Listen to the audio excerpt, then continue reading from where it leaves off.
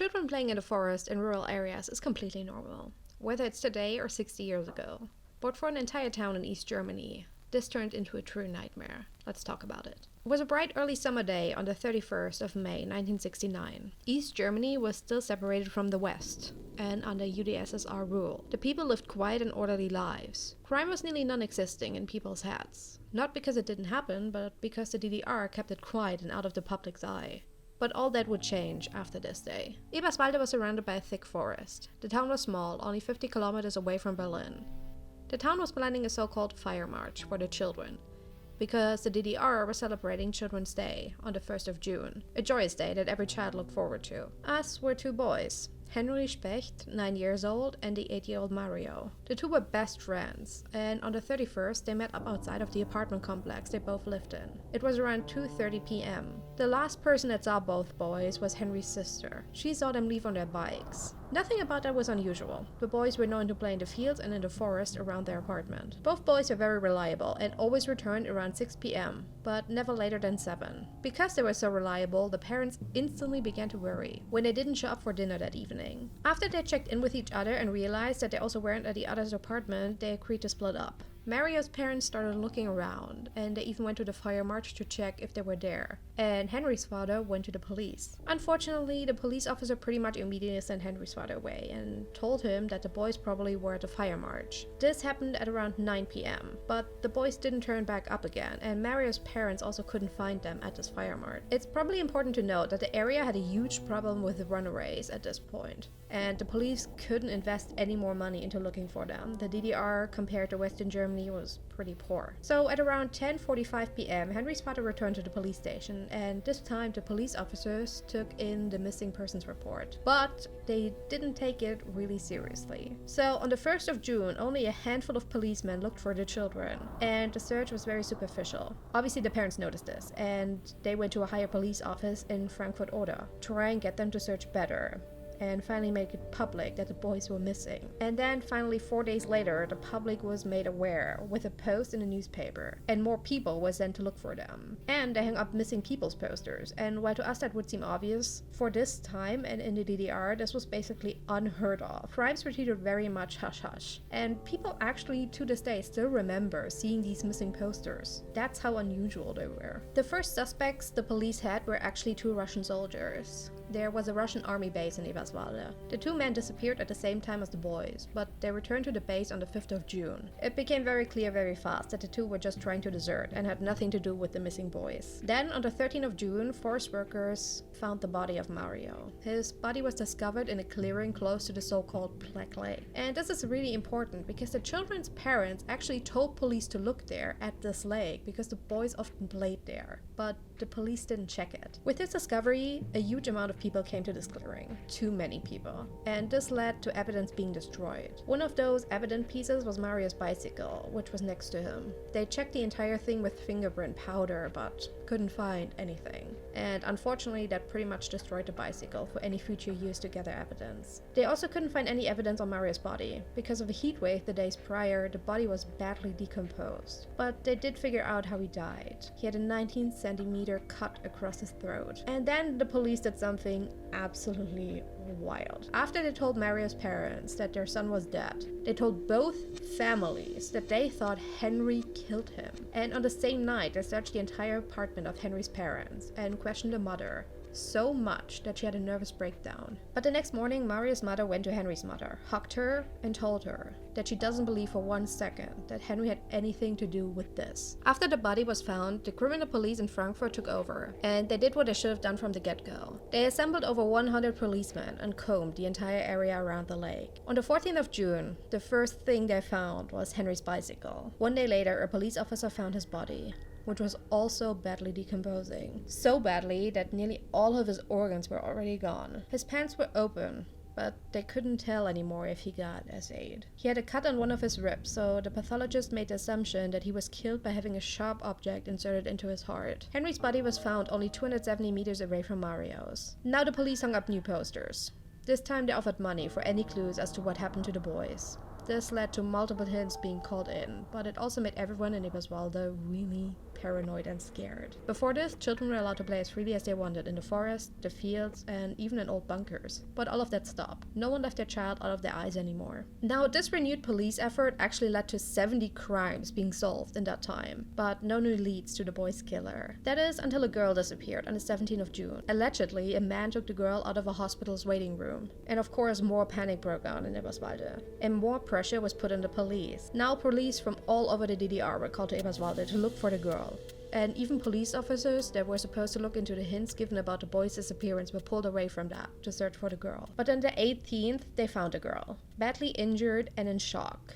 A fireman found her on his way to work, and this saved her life. As it would turn out, what happened to the girl had nothing to do with the boys. She herself told police in the hospital that her mother had tried to kill her with a hammer. When police questioned the mother, she told them that her new boyfriend didn't like kids, and that she thought police would assume the girl got killed by the same person that murdered Henry and Mario. While this is of course absolutely horrific, this still left the boys' killer running around. On the 19th, the boys were buried, and the parents had decided that they would share a grave, because they had spent most of their short life together, and they died together. So that's also how they should rest. Pretty much the entire town turned up for this funeral. In the end of June, a young man contacted the police, and he told them that he found schoolbooks and underwear in the forest. The police checked it out, of course, but all of the things seemed too old to be of use in this case. Unfortunately, they didn't look further into the young man and gave them this hint. A fatal mistake. The DDR, of course, didn't have a profiler, but what they did have was Hans Schäfczyk, a famous criminal psychologist that worked in the Charité in Berlin. The police had already checked any of the usual suspects, but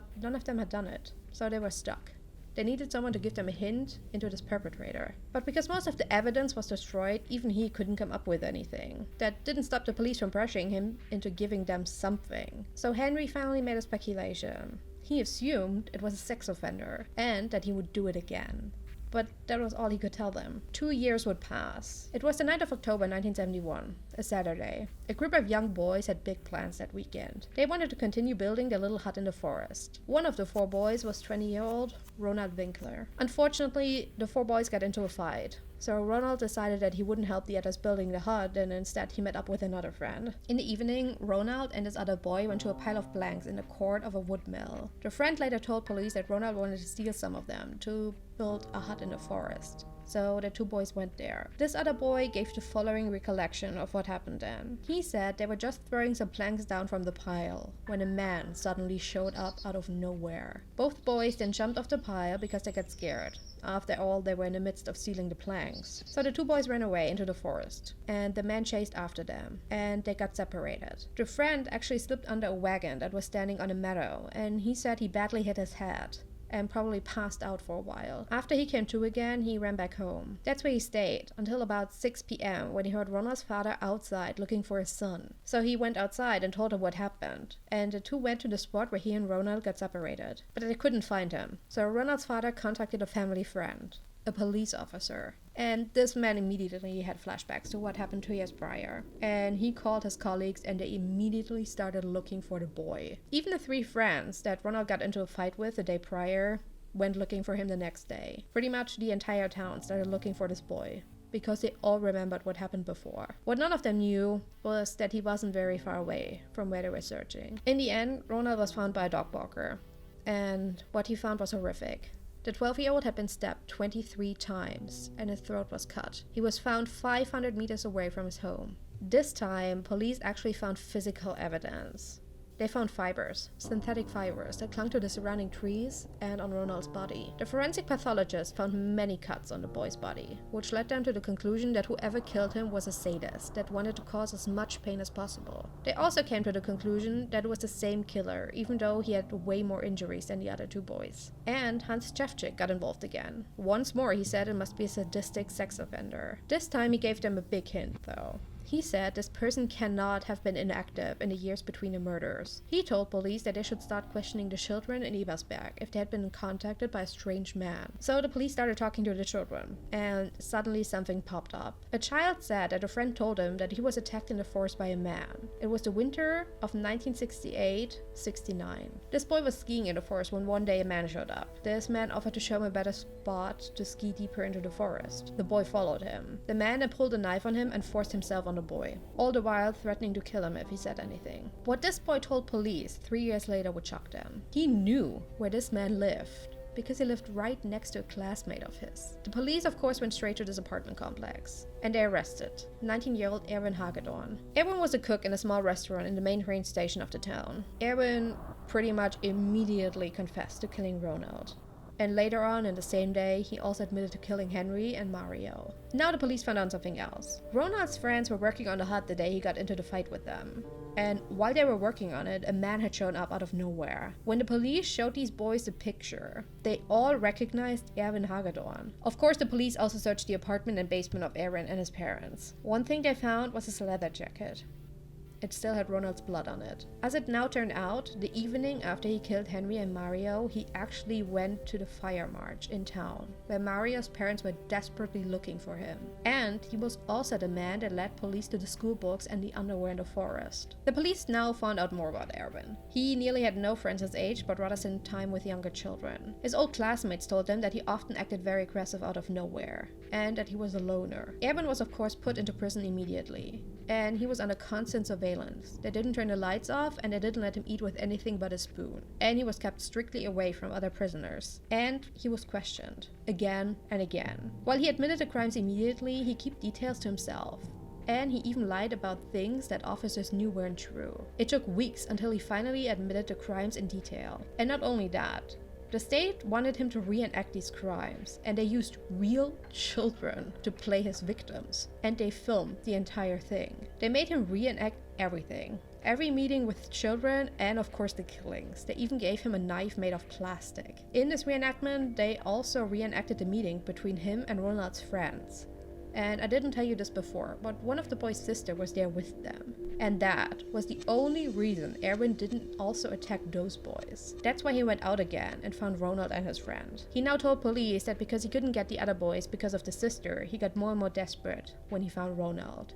And at first he only wanted to blackmail him into sexual acts because he found him stealing the planks. But Ronald fought back, and Erwin got angry. Erwin also remembered the double murder in great detail. He said that he left his parents' apartment at 3ish and found the two boys. He talked them into a bicycle tour to get them further into the forest. There they stopped at a hunter's seat. He actually wasn't sexually interested in Mario because he seemed too young, so he wanted to separate the two. So he hurt Mario with his knife and then told Henry that they needed to get help. After they were far enough away, he wanted to SA Henry.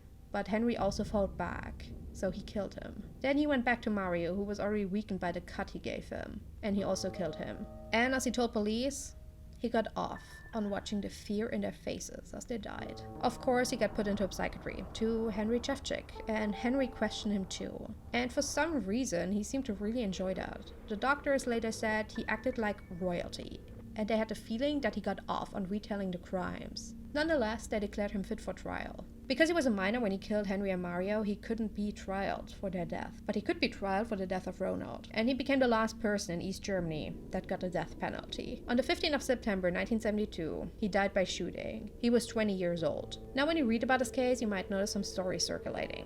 All of them were written by West German media years later. And most of them aren't true.